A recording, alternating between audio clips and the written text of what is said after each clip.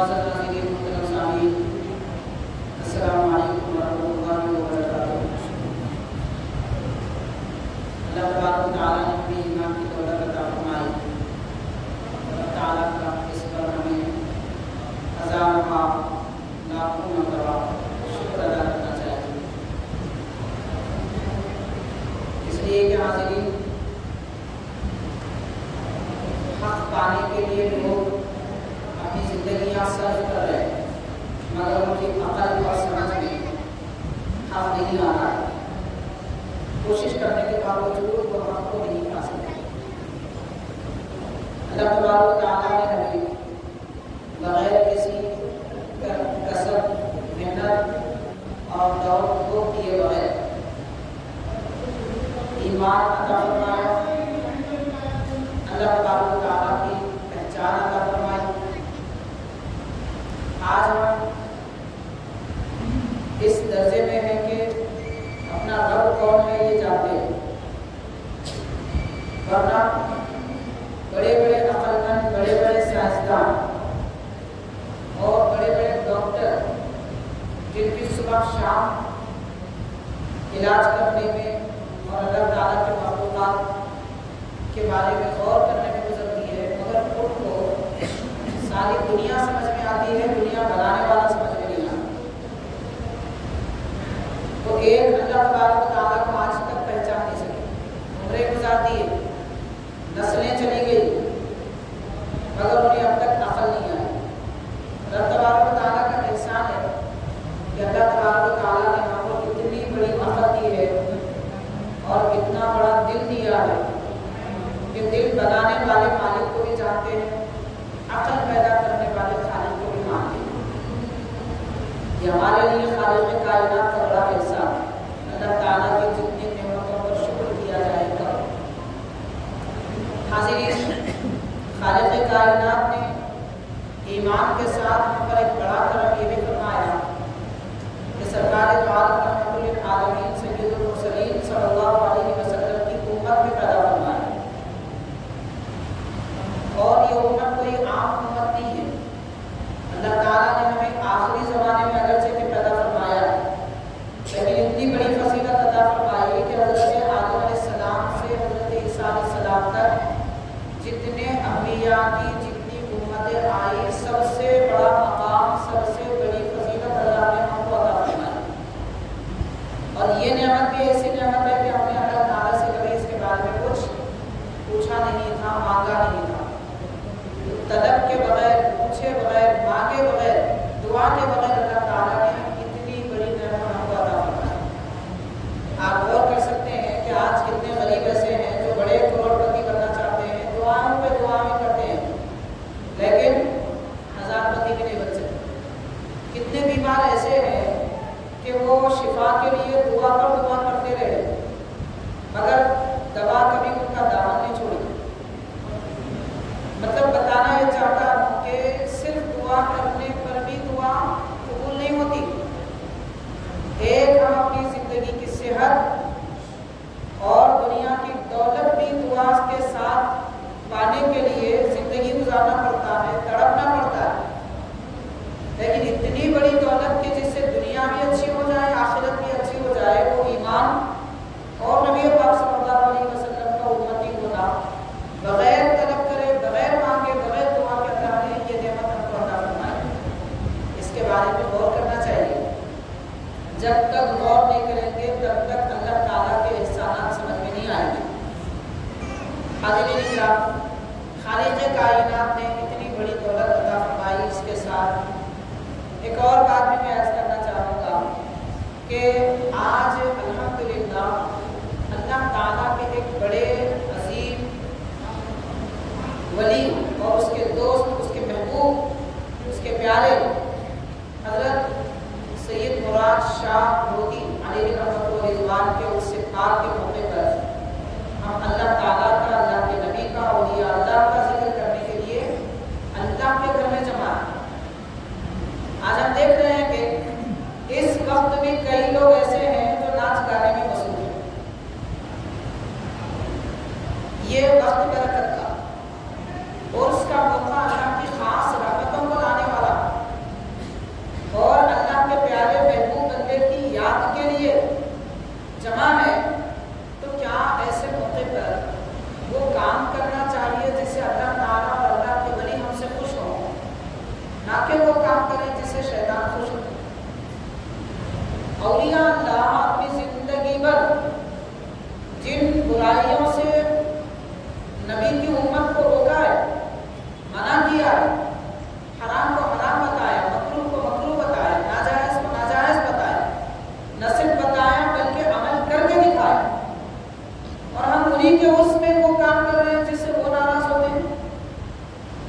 नाच गाना बजाना उछलना कूदना, ये सब ऐसे काम हैं कि ये ना अल्लाह ताला को पसंद है, ना रसूल पाक सल्लल्लाहु अलैहि वसल्लम को पसंद है, ना औलिया अल्लाह को पसंद है।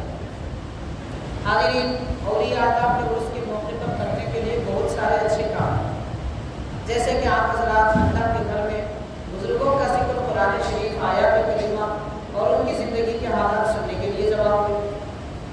इसी तरह माशाअल्लाह बाज़ ऐसे हज़रात हैं जो इस मौके पर बुजुर्गों के उर्स में हज़रत के उर्स से बात में जमा होने वालों के लिए खाने का अहतमाम किया। ये कितने बड़ी नेकी और बेहतरी का काम है, कितने सवाब का काम है। और बाज़ ऐसे लोग हैं कि ऐसे मौके पर तस्बीह लेकर हज़रत के आस्थाने पर जिक्र करते, अल्लाह का जिक्र करते, दुरूद पढ़ते बैठे। ये कितना अच्छा काम है। ये सारे कामों को छोड़ दिया जाए और गली कूचों में नाचते कूदते फिरते रहे, ये कौन सी अक्लमंदी की बात है? ये समझने की ज़रूरत है। और याद रखिए कि अच्छी बात उन्हीं लोगों को समझ में आती है जिनके पास अकल होती है। अकल जिसके पास होती है उन्हीं को अच्छी बात समझ में आती है। बहरहाल हाज़रीन किराम, अल्लाह तबारक व तआला ने कुरान मजीद में औलिया अल्लाह की फजीलतें, बरकतें बहुत सारे बयान फरमाए। उनके मकामात क्या हैं, हालात क्या हैं, उनकी ज़िंदगी कैसी बात है, इसके बारे में मैं चंद बातें आपके गोशे गुजार करूँगा। आज हम जिस बुजुर्ग के याद में जमा है हज़रत मुराद शाह धोती अलैहिस्सलाम। हाज़रीन, आपकी ज़िंदगी इतनी पाक ज़िंदगी रही है कि उन्होंने अपनी सारी ज़िंदगी अल्लाह की रज़ा के लिए रब की इबादत में गुजारी। उन्होंने अपनी ज़िंदगी में कभी ऐसा काम नहीं किया जिससे शैतान खुश हो जाए, बल्कि शैतान ये कोशिश करता है कि लोग गुनाह करें, बुराई करें, अल्लाह ताला उनसे नाराज़ हो जाए। और अल्लाह के वली ये ऐसा अमल करते हैं कि शैतान हमेशा उनसे नाराज़ रहता है। और शैतान जिनसे नाराज़ होता है वो अल्लाह के प्यारे होते हैं, और अल्लाह ताला जिनसे नाराज़ होता है वो शैतान के प्यारे होते हैं। तो हमारा काम ये है कि हम अल्लाह ताला को राज़ी करें, हमें पैदा करने वाले परवरदिगार को राज़ी करें।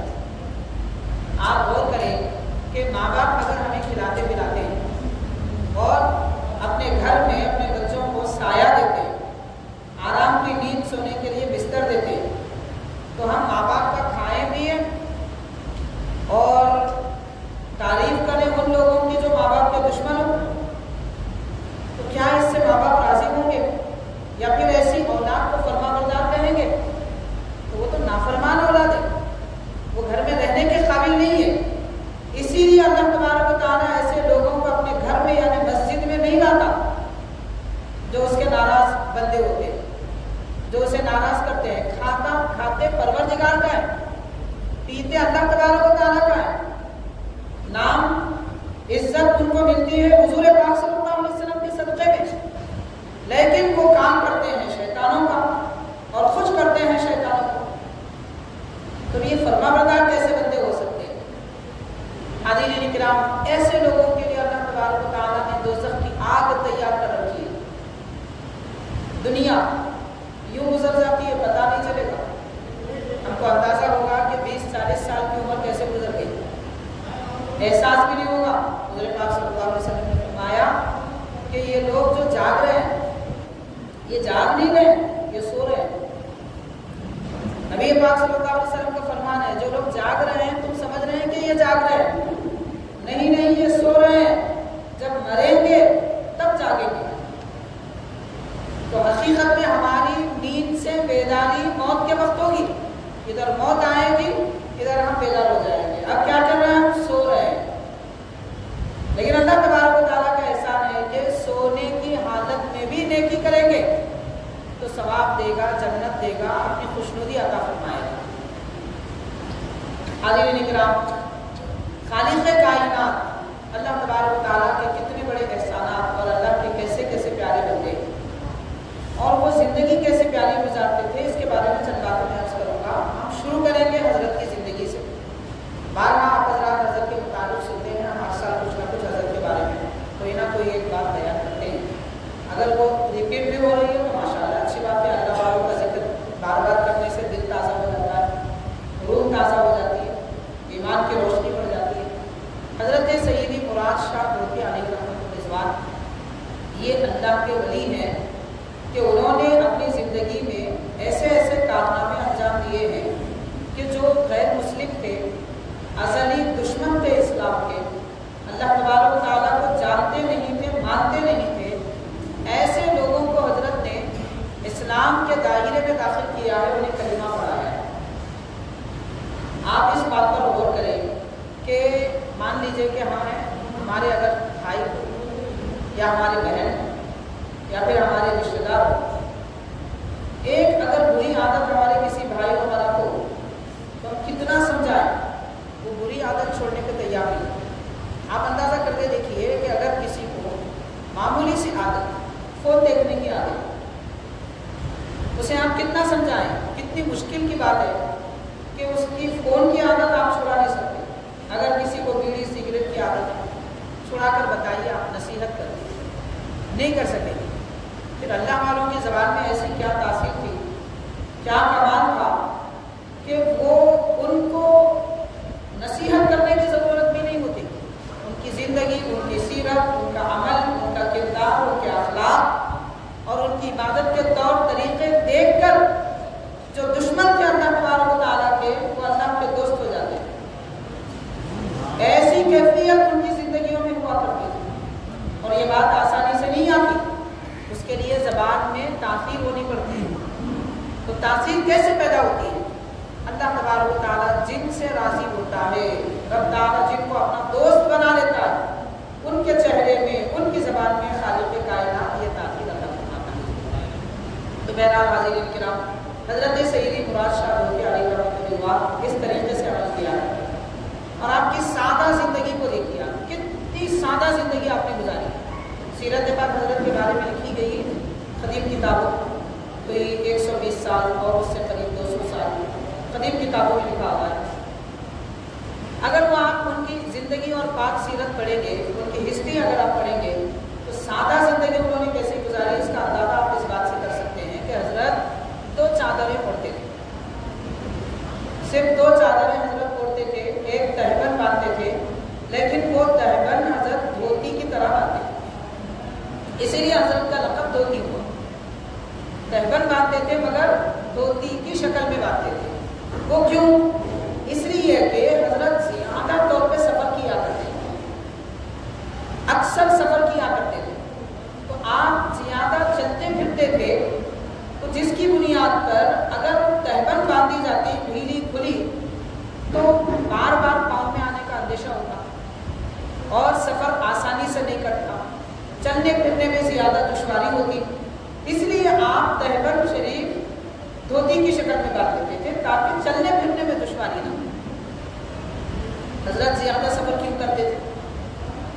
تو حاضرین، قرآن مجید میں آتا ہے کہ اے اللہ کے بندو، اللہ تعالیٰ نے زمین بنائی ہے، اس زمین کی سیر کرو، اور اللہ نے زمین آسمان کیسے بنائے ہیں اس کی قدرت کے نظارے دیکھو۔ تو قدرت خداوندی کے نظارے دیکھنے کے لیے آپ سفر کیا کرتے ہیں۔ حاضرین، اللہ کے جو بندے ہیں، اولیاء اللہ، یہ چلتے پھرتے ہیں تو بھی ان کا چلنا پھرنا بھی عبادت ہوتا ہے۔ کس طریقے سے ہوتا ہے؟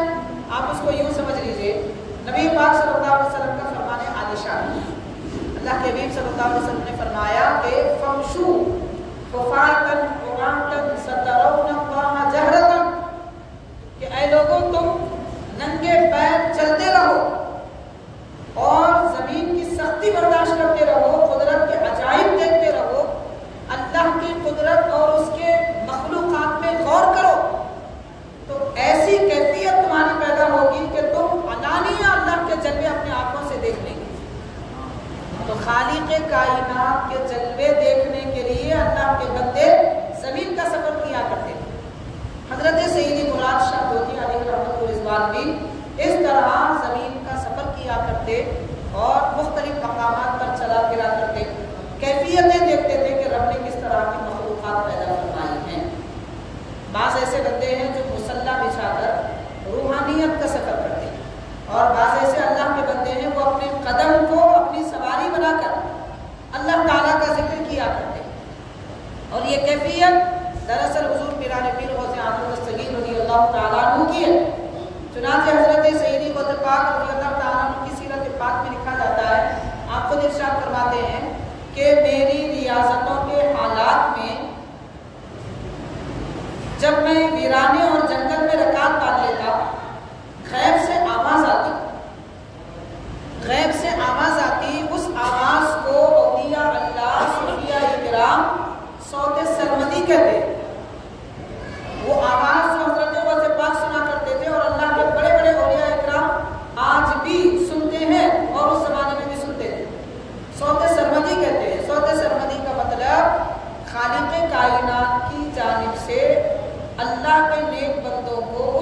کانوں میں رس گھولنے کے لیے آواز لگائی جاتی ہے وہ اتنی عالی شان سریلی بہترین آواز ہوتی تھی کہ اس کے پیچھے اللہ والے دوڑتے تھے.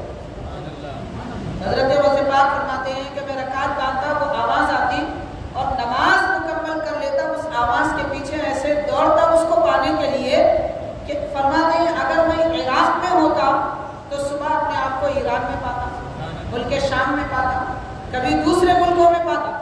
یعنی مہینوں کا سفر رات کے چند گھنٹوں میں آپ طے کرتے تھے. اتنی تیز رفتاری کے ساتھ صوت سرمدی کو سننے کے لیے دوڑتے تھے. وہ آواز چوں چوں دور جاتی آپ اس کے پیچھے دوڑتے جاتے. تو حاضرین اولیاء اللہ جو زمین کا سفر کیا کرتے تھے اپنے قدموں کو سواری بنا کر, اس کی ایک وجہ یہ بھی تھی کہ وہ صوت رحمان سننے کو پسند کرتے تھے. آپ غور کیجئے کہ اللہ کے پیارے بندے اللہ تعالیٰ کی آواز رب کی طرف سے جو آواز بندوں کو دی جا رہی ہے وہ سننے کے لیے اپنی زندگیاں گزار رہے ہیں, اور اللہ والوں کے نام پر ہم جمع ہوتے ہیں لیکن بیان باجے کی آواز سنتے ہیں, گانے بجانے کی آواز سنتے ہیں. کتنا فرق ہے ان کی زندگی میں اور ہماری زندگی میں. ہم اپنے دل پر ہاتھ رکھ کے سوچیں, غور کریں کہ ہم جس ولی کی یاد میں آپ کے آستانے پر جمع ہوئے ہیں ہم ان کی مرضی, ان کی خوشنودی اور ان کی رضا یا ان کی خوشی کا کام کر رہے ہیں یا پھر ان کی رحمت سے دوری کا کام کر رہے ہیں. جس بات کو اللہ والوں نے کبھی پسند نہ کیا وہ کام کوئی بندہ کیسے کر سکتا ہے؟ جس عمل کو حضور پاک صلی اللہ علیہ وسلم نے حرام فرمایا وہ عمل کوئی بندہ, کوئی مسلمان کیسے کر سکتا ہے؟ نبی پاک صلی اللہ علیہ وسلم نے ارشاد فرمایا اگر کوئی گانے بجانے کی آواز سنتا ہے تو قیامت کے دن اس کے کان میں سیسا پگھلا کر ڈال دیا جائے گا. سیسا کس کو کہتے ہیں؟ اسے اگر پگھلایا جائے, جسم پر ڈال دیا جائے تو سوراخ پڑ جائے, اور یہ دنیا کی آگ پر پگھلایا جائے تو یہ حال ہوگا.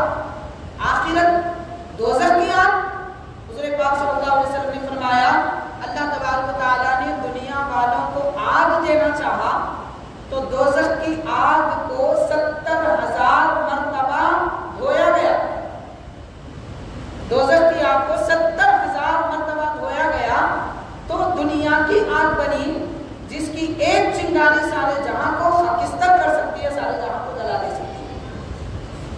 تو آپ غور کریں, دوزخ کی آگ میں سیسا پگھلا کر کان میں ڈال دیا جائے گا. کچھ دیر کے لیے تصور کریں اگر کان میں درد ہو, رات میں نیند آئے گی؟ کسی سے بات کر سکیں گے؟ دسترخوان پر بریانی بھی ہو تو کھانا پسند نہیں کریں گے. یہ کیفیت اگر کان میں چیونٹی گھس جائے تو کیفیت ہوتی ہے. نیند سے ہڑبڑا کے لوگ اٹھ جاتے ہیں اگر کان میں کوئی کیڑا چلا جاتا ہے. آگ پگھلا کر ڈال دی جائے گی ان لوگوں کے کانوں میں جو گانے بجانے سنتے ہیں. اتنی سخت وعید اور اتنا برا عمل جس عمل پر آیا ہے اللہ والوں کے آستانے پر ہم یہ کام کریں گے؟ غور کرنے کی بات ہے کہ مسلمان کس راستے پہ جا رہا ہے. آپ غور کریں شیطان کیسے بہکاتا ہے.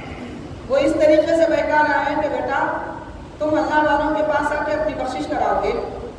شیطان گویا یہ کہہ رہا ہے کہ مجھے معلوم ہے جو حضرت مراد شاہ رحمۃ اللہ علیہ کے دربار پہ آئے گا اللہ تعالیٰ ان کے واسطے سے اسے بخش دے گا, اس کے گناہ معاف کرے گا. میں تمہیں گناہ پر گناہ کراؤں گا, ان کے دربار میں بھی کھڑے رہیں گے تو گناہ کراؤں گا تاکہ تم کو ان کی رحمت ہی نہ ملے, تاکہ وہ بزرگ کی توجہ ہی نہ ملے. اس لیے لوگ آتے ہیں, ناشتے کودتے گاتے اور چلے جاتے ہیں. ان کو اللہ کے بزرگوں کی, اولیاء اللہ کی محبت نہیں چاہیے. ایسے لوگوں کو اولیاء اللہ کی رحمت نہیں چاہیے. اگر ان کی محبت اور رحمت ہوتی ان کو منظور تو پھر بھول کر بھی کبھی یہ برا عمل وہ نہیں کر پاتے.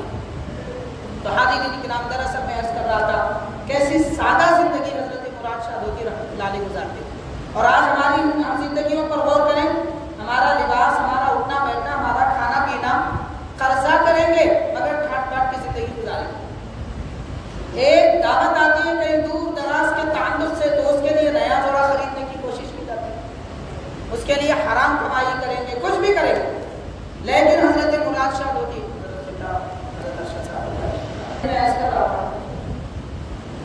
حضرت سیدی مراد شاہ دھوتی علیہ رحمۃ اللہ جن کا زمانہ قریب ہے.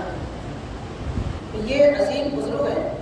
سادہ زندگی کیسے گزارتے تھے؟ لباس کے مطابق آتا ہے کہ آپ صرف 2 چادریں استعمال کرتے ہیں. ایک چادر تہبند کے طور پہ استعمال کرتے تھے جو کمر پر باندھی جاتی ہے اور اس کو آپ لنگوٹ کی طرح باندھتے تھے، دھوتی کی طرح باندھتے تھے. اور ایک چادر آپ اپنے بدن کے اوپر والے حصے میں پہنا کرتے تھے، اوڑھا کرتے تھے.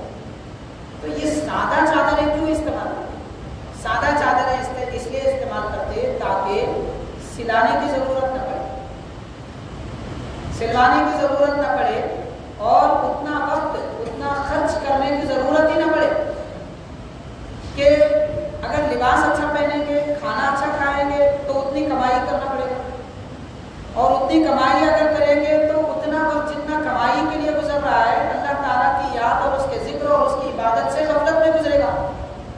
ہم دنیا میں اچھا پہننے، اچھا کھانے، اچھا اوڑھنے کے لیے نہیں آئے بلکہ اچھی عبادت کرنے کے لیے آئے، بہترین ذکر کرنے کے لیے آئے، اپنے صبح شام خالق کائنات کی یاد میں حبیب پاک رحمت للعالمین صلی اللہ علیہ وسلم کے ذکر میں گزارنے کے لیے آئے. ظاہر ہے کہ اگر دنیا کے کام میں مصروف ہو جائیں گے، خواہشات بڑھائیں گے تو عبادت کیسے پوری کریں گے؟ اسی لیے آپ سادہ لباس پہنا کرتے تھے. یہ سادگی آپ کے لباس کے متعلق آتی ہے، اور آپ جو کھانا وغیرہ تناول فرماتے تھے اس کے متعلق آتا ہے کہ آپ اپنے ساتھ غلہ اناج اپنے ساتھ خود رکھا کرتے تھے، کسی کا قبول نہیں کرتے، اور لوگوں کی دعوتیں تو آپ قبول ہی نہیں کرتے. لوگ پیش کرتے کچھ ہدیہ دیتے یا پھر دعوت دیتے تو آپ دعوت کبھی قبول نہیں کرتے تھے. الا ماشاء اللہ کوئی بڑے بزرگ کے عرس اور ان کے آستانے میں اگر جاتے تو ویسے موقع پر بھی جو وہاں کے بڑے اللہ والے جو آستانے کے ذمہ دار ہوتے وہ اگر لوگوں کو ایسے آغاز کے موقع پر کھلاتے تو آپ عام لوگوں کا کھانا نہیں کھاتے تھے بلکہ یہ کہتے تھے کہ آپ ہمیں علیحدہ غلہ دے دیجیے، ہم خود پکا کے کھا لیں اگر آپ ضیافت کرنا چاہتے ہیں، ورنہ ہمارے پاس اپنا غلہ موجود ہے، دانا موجود ہے، ہم وہ پکا لیں. تو آپ کا طریقہ یہ تھا کہ مثال کے طور پر چاول، جوار، گیہوں وغیرہ جو بھی ہوتا اسے بھن کے رکھ لیتے تھے، بھن کے رکھ لیتے تھے. مطلب یہ کہ اس میں نمک ڈالنے کی ضرورت نہیں پڑتی، اس کے ساتھ سالن کی ضرورت نہیں پڑتی، کسی کو پکا لیتے تھوڑی سی اس میں لذت آ جاتی بھننے کی وجہ سے اور اس کو تناول کر دیتے. اتنی سادہ زندگی گزارتے تھے اور کسی کا تحفہ قبول نہیں کرتے. آپ کا یہ عمل مبارک اولیاء اللہ ان کی زندگیاں پڑھیے پتہ چلے گا. اولیاء اکرام کا مطلب ہم نے کیا سمجھا ہے؟ ٹھاٹ باٹ کی زندگی گزارتے تھے، عالیشان بلڈنگیں بناتے تھے اور وہ عالیشان کام کرتے تھے، ان کی زندگیاں سادہ زندگی گزری. تو حاضرین یہ ان کی پاک اور سادہ زندگی اور لقمہ اتنا پاک اختیار کرتے کہ کبھی کسی کا تحفہ قبول نہیں کرتے. اس کی وجہ یہ تھی کہ نہیں معلوم کہ اس کی کمائی کیسی، حلال کی ہے، حرام کی ہے، مکروہ ہے، مشتبہ ہے، اس لیے پرہیز کیا کرتے تھے. ایسی سادہ زندگی گزار کر اولیاء اللہ اپنے چاہنے والوں کو موقع دے رہے ہیں سمجھداری کا، عقل حاصل کرنے کا، اور یہ تعلیم دے رہے ہیں کہ تم بھی سادہ زندگی گزارو، کیونکہ اللہ تبارک و تعالیٰ کو بھی سادگی پسند ہے. جو بندے سادہ رہتے ہیں اللہ تعالیٰ ان کو پسند فرماتا ہے. بہرحال حاضرین کرام، دین اسلام یہ بھی نہیں کہتا کہ ہاں آپ اپنی صورت بنا کے رکھیے، نہ بال میں کنگا کریے، نہ داڑھی میں کنگا کریے، پھٹے پرانے کپڑے پہنو، یہ بھی نہیں کہتا اسلام. اسلام یہ کہتا ہے کہ ماشاءاللہ اللہ تعالیٰ نے اگر آپ کو استطاعت دی ہے، طاقت دی ہے تو ضرور اچھا لباس پہنیے، لیکن اچھے لباس پر تکبر مت کریے. اچھا کھائیے لیکن جتنا اچھا کھاتے ہیں اتنی اچھی عبادت کریے. ایسا نہیں ہے کہ پیٹ بھرنے کے بعد میں سیر و تفریح میں وقت گزار دیے، پیٹ بھرا ہوا ہے ناچ گانے میں وقت گزار دیے، پیٹ بھرا ہوا ہے غفلت میں زندگی گزار رہے ہیں. اگر لقمہ کھا رہے ہیں تو اس لقمے کا اللہ کے دربار میں شکریہ ادا کیا جائے. یہ سادہ زندگی ہمارے اکابر و بزرگوں کی ہے. اب یہ چند باتیں اس سے آپ سمجھ گئے ہوں گے کہ حرام تو درکنار، مشتبہ مال کا تو تصور نہیں، لیکن کتنا احتیاط کرتے تھے پہننے، اوڑھنے اور سادہ زندگی گزارنے میں. حضور پاک صلی اللہ علیہ وسلم کا یہ طریقہ کار ہے. یہ اولیاء کرام جتنے بزرگان دین ہیں یہ سرکار دو عالم صلی اللہ علیہ وسلم اور صحابہ کرام، اہل بیت کرام کے طریقے پر عمل کرتے ہیں. حضرت مراشد ہوتی رحمۃ اللہ علیہ کا یہ عمل غذا یا اناج غلہ اپنے ساتھ رکھتے تھے، یہ حضرت سیدی مولائے کائنات علی مرتضیٰ رضی اللہ تعالیٰ عنہ کی سنت ہے۔ حضرت مولا علی رضی اللہ تعالیٰ عنہ کے متعلق لکھا جاتا ہے کہ آپ جب سفر کرتے اپنے مقام پہ رہتے مدینہ پاک میں یا کوفہ میں تو وہاں کوئی توشہ وغیرہ اپنے ساتھ نہیں رکھتے، مگر جب سفر کرتے تو آپ اپنے ساتھ میں ایک کپڑے میں باندھا ہوا ستو رکھتے۔ ستو کیا ہے؟ یہ وہ غذا ہے جس کو حضور اکرم صلی اللہ علیہ وسلم غار حرا میں جب تشریف لے جاتے تھے تب لے کر جاتے تھے۔ ہوتا کیا تھا؟ کھجور، جو بھون لیا جاتا، اسے پیس لیا جاتا اور کھجور اس میں شامل کر لیا جاتا، شہد اور گھی اس میں ملا دیا جاتا، اس طریقے سے پاؤڈر بنا دیا جاتا۔ ہم سمجھنے کے لیے کہیں گے مالیدہ، بزرگوں کے عرس کے موقع پر جو ہمیں تقسیم کیا جاتا ہے، یہ ستو اس قسم کا ہوتا ہے۔ تو حضرت علی رضی اللہ تعالیٰ نے ایک کپڑے میں باندھ کر اپنے ساتھ رکھتے تھے، جہاں جاتے عالی شان دعوت میں ہوتی تو دستر پر بیٹھتے مگر اپنے کپڑے سے ستو کھول کر 2 لقمے کھا لیتے، پھر اسے باندھ کے رکھتے۔ جتنے دن آپ کو سفر کرنا ہوتا، 3 دن 4 دن 1 ہفتہ 15 دن، اتنی مقدار میں آپ ایک وقت کے 2 لقمے یا 3 لقمے کے مقدار میں باندھ لیتے۔ کسی کا کوئی لقمہ، کسی کی کوئی غذا آپ نہیں کھاتے تھے۔ اتنی محتاط زندگی حضرت سیدنا مولا علی رضی اللہ تعالیٰ عنہ گزارا کرتے تھے۔ تو اس طریقے پر اکابر اولیاء اللہ بزرگان دین زندگی گزارا کرتے ہیں۔ حاضرین کرام، اب ان کی محتاط زندگی کیسی ہوتی ہے آپ اس کو یوں بھی سمجھ سکتے ہیں۔ تذکرۃ الاولیاء بڑی مشہور کتاب، اس میں لکھا جاتا ہے کہ 2 بزرگ ہیں، ایک حضرت عبداللہ رحمۃ اللہ علیہ، دوسرے حضرت محمد بن حرب رحمۃ اللہ علیہ۔ یہ 2 بزرگ ایک ساتھ سفر کر رہے تھے۔ راستے میں ایک مقام پر وہ حضرات کسی جگہ بیٹھے ہوئے تھے، جو بزرگ تھے حضرت محمد بن حرب رحمۃ اللہ علیہ، 2 اولیاء اللہ تھے، آپس میں بڑا گہرا دوستانہ تھا بزرگوں کا۔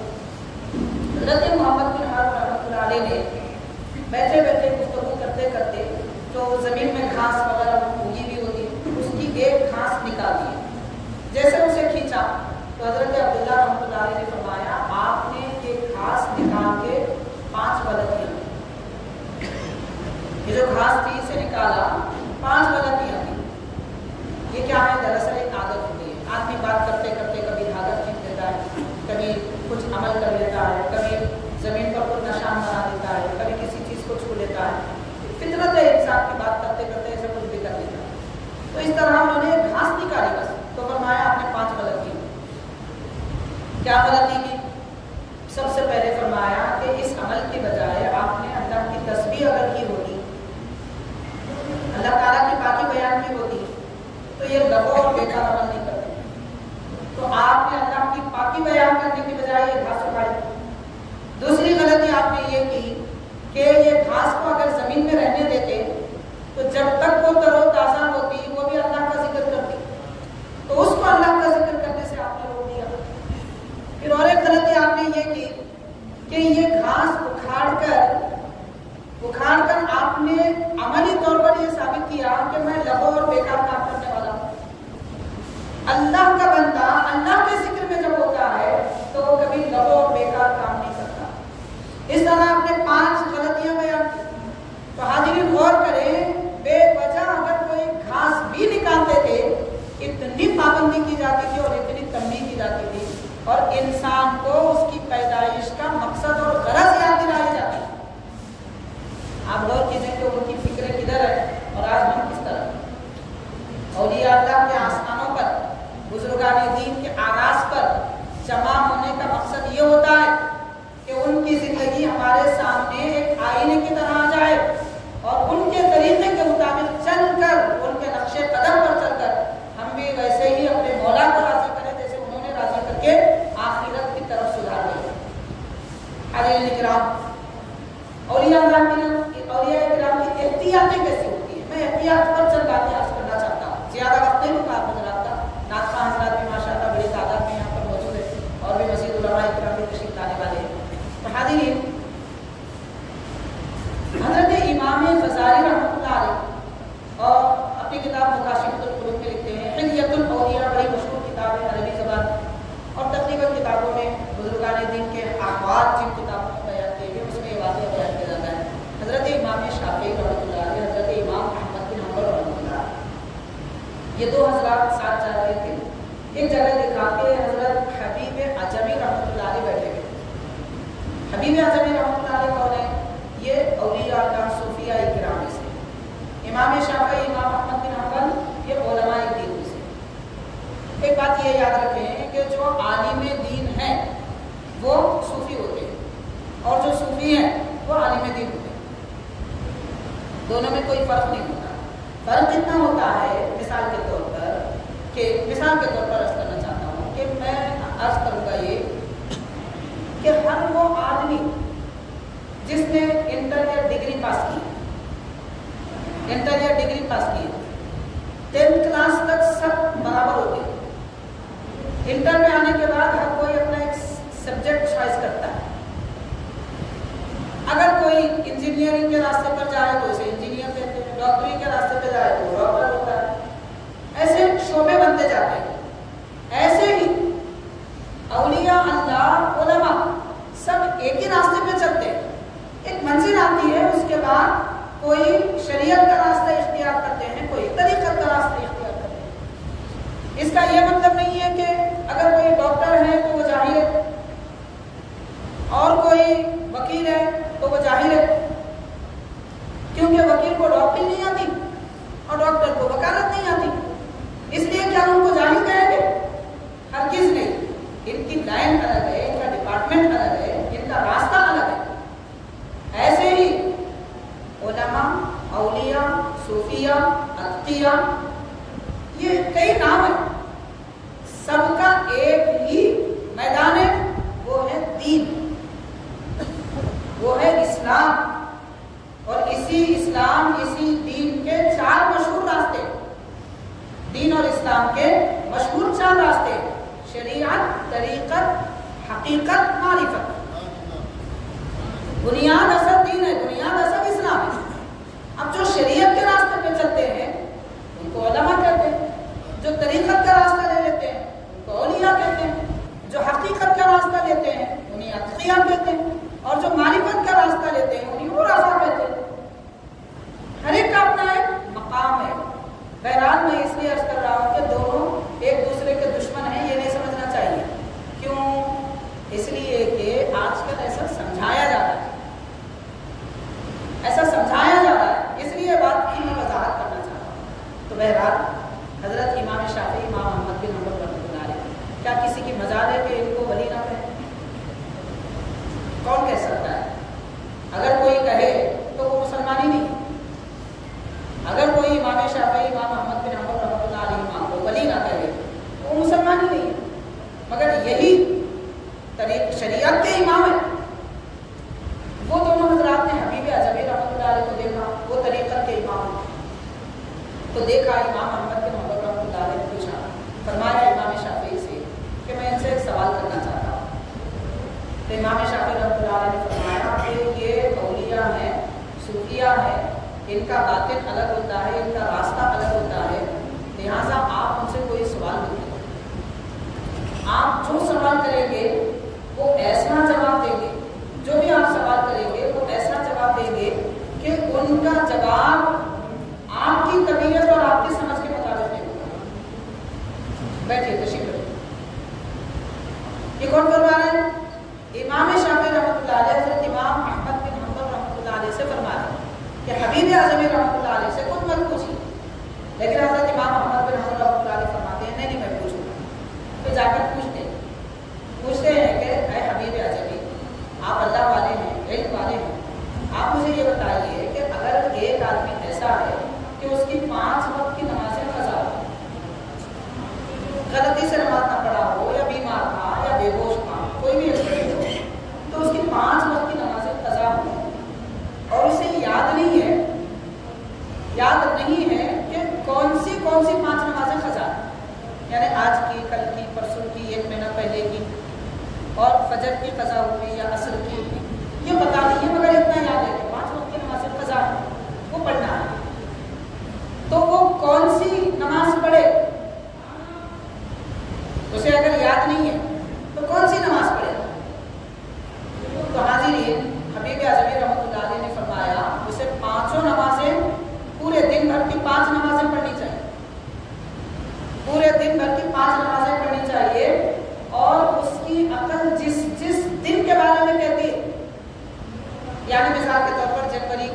तारीख, फरवरी की 3 तारीख, जिस दिन के बारे में उसे याद है कि ये दिन मैंने एक नमाज नहीं पढ़ी, ये दिन नहीं पढ़ी, ये दिन नहीं पढ़ी, तो ऐसे 5 दिन की पूरी 5 नमाजें पढ़ी। तो इमाम अहमद बिन हंबल रहमतुल्लाह अलैह ने फरमाया कि उसकी नमाजें 5 क़ज़ा हुई और आप कह रहे हैं 25 नमाजें क़ज़ा करें। तो हबीब आज़मी रहमतुल्लाह अलैह फरमा रहे हैं कि जिस गुलाम को अपने आका की इबादत कौन सी छूटी है वो याद नहीं है, वो इसी सज़ा का मुस्तहक़ है कि वो 25 नमाजें पढ़े। तो इमाम शाफ़ी रहमतुल्लाह अलैह ने फरमाया इमाम अहमद बिन हंबल से, मैंने कहा था कि ये बात ऐसी करते हैं कि इस पर अमल करना दुश्वार होता है। तो हाज़िरीन, अब मैं असल बात की तरफ आना चाहता हूँ कि आजकल लोग ये कहते हैं कि भाई अरे ये उलमा क्या है कि बार बार दीन शरीयत दीन शरीयत दीन शरीयत यही बोलते रहते हैं। तो मैं इस वाक़ये से बताना ये चाहता हूँ कि आलिम एक बार कहता है दीन और शरीयत, और सूफी और वलीउल्लाह 25 मरतबा कहते हैं। तो आप बोलिए कि दीन और शरीयत की रट लगाने वाले औलिया अल्लाह हैं या फिर उलमा हैं? उलमा तो एक ही बार बोल रहे हैं, औलिया अल्लाह तो 25 मरतबा कहते हैं। अगर ये सवाल इमाम शाफी से किया जाता तो इमाम शाफी रहमतुल्लाह अलैह फरमाते कि वो जिस दिन जो नमाज छूटी है अपनी अकल पे गौर करे, उसकी अकल उसकी याददाश्त की भी तकरीबन 3 किस्में बनती हैं। एक यकीन होता है और एक ज़न्ने गालिब होता है और एक शक होता है। तो उसको अगर यकीन नहीं है तो ज़न्ने गालिब को देखिए। ज़न्ने गालिब का मतलब ज़्यादा बात क्या कहते हैं, हमारा ज़हन किसको ज़्यादा याद कर रहा है, फला नमाज, तो वो कर ले। माने एक दिन में एक नमाज का हुक्म दिया जाता अगर इमाम शाफी से पूछते, लेकिन हबीब आज़मी सूफी हैं, औलिया के सरदार हैं, उन्होंने फरमाया नहीं, जिस दिन एक एक नमाज छूटी है पूरी नमाजें क़ज़ा करें। तो औलिया अल्लाह उलमा से ज़्यादा शरीयत और दीन की बात सिखाते हैं।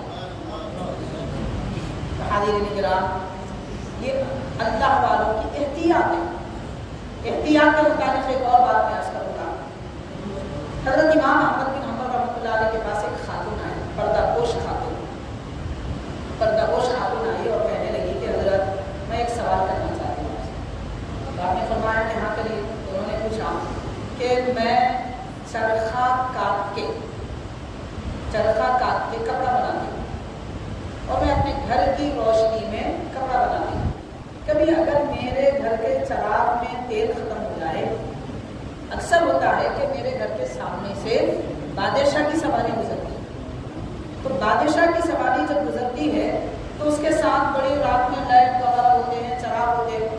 तो वो चिरागों की रोशनी में मेरे घर के आंगन में कभी मैं चरखा काटती हूँ, तो क्या वो बाहर जो चिराग जल रहे थे, जा रहे थे, उसकी रोशनी में मैंने जो चरखा काटा है और उसका कपड़ा बनाया है, क्या वो कपड़ा मेरे लिए जायज़ है?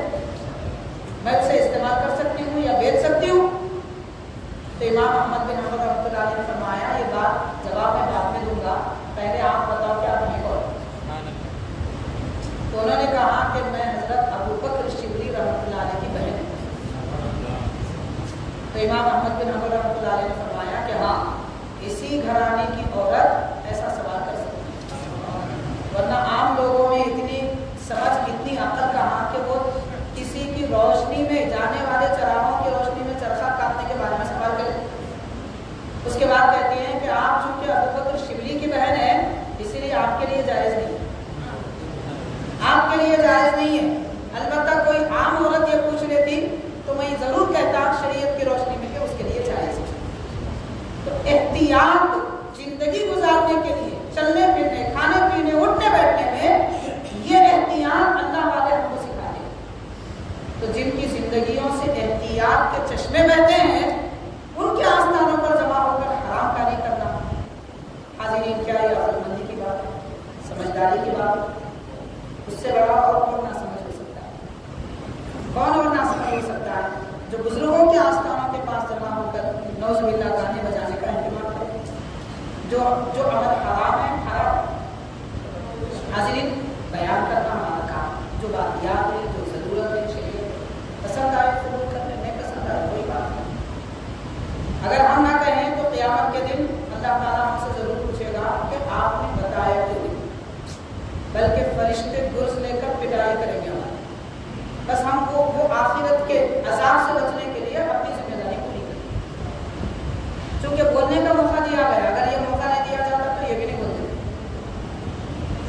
اجازت دی گئی ہے اس لیے کہہ رہے ہیں۔ بہرحال حاضرین، اللہ والوں کا فیض، ان کی برکتیں، ان کے آستانوں سے اگر رب کی معرفت حاصل کرنا چاہتے ہیں، آخرت اپنی بہتر بنانا چاہتے ہیں، تو ان کے نقش قدم پر چلنا ضروری ہے۔ خالق کائنات نے ان کو اعلیٰ مقام عطا فرمایا، سب سے بڑی دولت رب کی محبت ان کو عطا فرمایا، اللہ تعالیٰ اپنی معرفت ان کو عطا فرمایا۔ معرفت خداوندی کیا ہوتی ہے؟ ایک بات عرض کروں گا، بات ختم۔ آپ نے نام سنا ہوگا حضرت منصور حلاج رحمۃ اللہ۔ دراصل آپ کا نام حسین ہے، منصور ان کے والد کا نام، حسین بن منصور حلاج رحمۃ اللہ۔ آپ کی بہن تھی، دن بھر وہ گھر میں رہتی اور بھائی کے لیے کھانے پینے کا اہتمام کرتی، پکوان کرتی۔ حضرت حسین بن منصور حلاج رحمۃ اللہ علیہ وقت پر تناول فرماتے اور اس کے بعد مسجد میں یا ویرانے میں عبادت میں مصروف ہو جاتے۔ لیکن اکثر یہ دیکھا کرتے تھے کہ جب شام ہونے کو آتی تو بہن سارے گھر کا انتظام کر دے کے کہیں نکل جاتی۔ کئی دنوں تک دیکھتے رہے، ایک مرتبہ انہوں نے بہن کا پیچھا کیا، یہ جاتی کہاں؟ تو پیچھا کرتے کرتے ایک مقام پر پہنچی اور وہاں پر جا کر دیکھا کہ ایک ویرانے میں، جنگل کے ایک علاقے میں آبادی سے دور ایک چھوٹا سا چبوترا چھپر بنا ہوا ہے۔ آپ کی بہن صاحبہ وہاں گئی اور نماز عصر سے لے کر مغرب تک اللہ کا ذکر کرتی ہے، ذکر خدا میں مصروف ہو گئی۔ اور جب مغرب کا وقت قریب آیا تو غیب سے ان کے سامنے ایک پیالہ آیا، اس پیالے میں کوئی نعمت تھی۔ اب اسے کیا کہہ سکتے ہیں آپ؟ یوں کہہ لیجیے کہ وہ اللہ کی محبت تھی جو اس پیالے میں پلائی گئی، یا رب کی معرفت تھی، خالق کائنات کی نہیں معلوم کون سی نعمت تھی جو ان کو اس پیالے میں دی گئی، تو وہ پی رہی تھی۔ حضرت حسین بن منصور فوراً سامنے آتے ہیں اور بہن کے ہاتھ سے پیالہ چھین لیتے ہیں اور کہتے ہیں کہ بہن صاحبہ، آپ تو ہم سے باکمال نکلے، آج تک کبھی مجھے ایسا پیالہ نہیں ملا، میں سارا دن ساری رات رب کی عبادت میں رہتا اور آپ صرف عصر سے مغرب تک ذکر کرتے ہیں، یہ نعمت ملتی ہے، کتنے دنوں سے یہ غیب کی نعمت پا رہی ہے۔ تو بہن نے کہا کہ منصور، حسین، ہرگز مت پیو، افسوس کرو گے، اور فرماتی ہیں کہ آپ برداشت نہ کر پاؤ گے۔ کچھ بچا ہوا تھا، جو نعمت تھی، جامع محبت الہی، کچھ بچا ہوا تھا، حضرت حسین بن منصور نے اسے پی لیا، جیسے پینا تھا پردے اڑ گئے، ہر جگہ اللہ کا نور نظر آ گیا۔ اسی لیے آپ نے دعویٰ کیا انا الحق، کیونکہ ان کو ہر جگہ اللہ کا جلوہ نظر آتا تھا اور ہر مخلوق خدا سے انا الحق کی آواز آتی تھی۔ تو اس لیے آپ کی زبان سے یہ کلمات نکلے۔ تو بہن نے فرمایا جب آپ کو شہید کر دینے کا اعلان آ گیا، اس وجہ سے انہوں نے جو اعلان کیا تھا اس کی وجہ سے علماء کرام نے فتویٰ دیا۔ کون سے عالم صاحب نے؟ حضرت جنید بغدادی رحمۃ اللہ علیہ۔ تو فتویٰ صرف عالم نہیں دیتے، فتویٰ صوفی بھی دیتے۔ جنید بغدادی سے بڑھ کے اور کون صوفی؟ انہوں نے فتویٰ دیا تھا کہ ان کا سر قلم کر دیا جائے۔ کیوں؟ اس لیے کہ یہ شریعت محمدی سے ہٹ رہے ہیں۔ وہ شریعت محمدی سے جو ہٹ رہے تھے، ہٹے نہیں تھے، بلکہ ان کو جو نظر آنا تھا وہ بیان کر رہے تھے، لیکن ظاہر میں لوگوں کو جو نظر آنا تھا اس پر فتویٰ لگایا گیا، اور فتویٰ دینے والے بڑے صوفی تھے، سید الطائفہ جنید بغدادی ہے۔ تو بہرحال حاضرین کرام، یہ معرفت ہوتی ہے۔ اب اس معرفت کو اگر حاصل کرنا ہے تو حضرت مراد شاہ رضی اللہ عنہ کے دربار میں اولیاء اللہ کے آستانے پہ ملتی ہے، ان کے بتائے ہوئے طریقے پر چلنے سے ملتی ہے۔ یہ معرفت ناچنے گانے سے نہیں ملتی، ناچنے گانے سے شیطانیت ملتی ہے، شیطانیت ملتی ہے، معرفت نہیں ملتی۔ اللہ کی معرفت نبی کے طریقے پر۔ بہرحال ہماری ذمہ داری ہے کہ ہم کام ایسا نہ کریں جس سے اللہ تعالیٰ، اللہ کے حبیب اور اولیاء اللہ کہیں ایسا نہ ہو کہ ہم سے ناراض ہو جائے۔ بہرحال بزرگان دین کے یہ آستانے ان کے آغاز شریفہ اس لیے منعقد کیے جاتے ہیں تاکہ ہمیں شریعت پر، طریقت پر چلنے کا راستہ ملے۔ اللہ تعالیٰ سے دعا ہے کہ ہم نے جو کہا سنا اس پر عمل کرنے کی ہم سب کو توفیق عطا فرما، کہنے سننے میں ہم سے جو غلطیاں خطائیں ہوئے انہیں درگزر فرما، معاف فرما۔ یہ اللہ حضرت سیدی بواد شاہ رضوان اور تمام جملہ اولیاء کرام کا فیضان ہم سب کو عطا فرما۔ صلی اللہ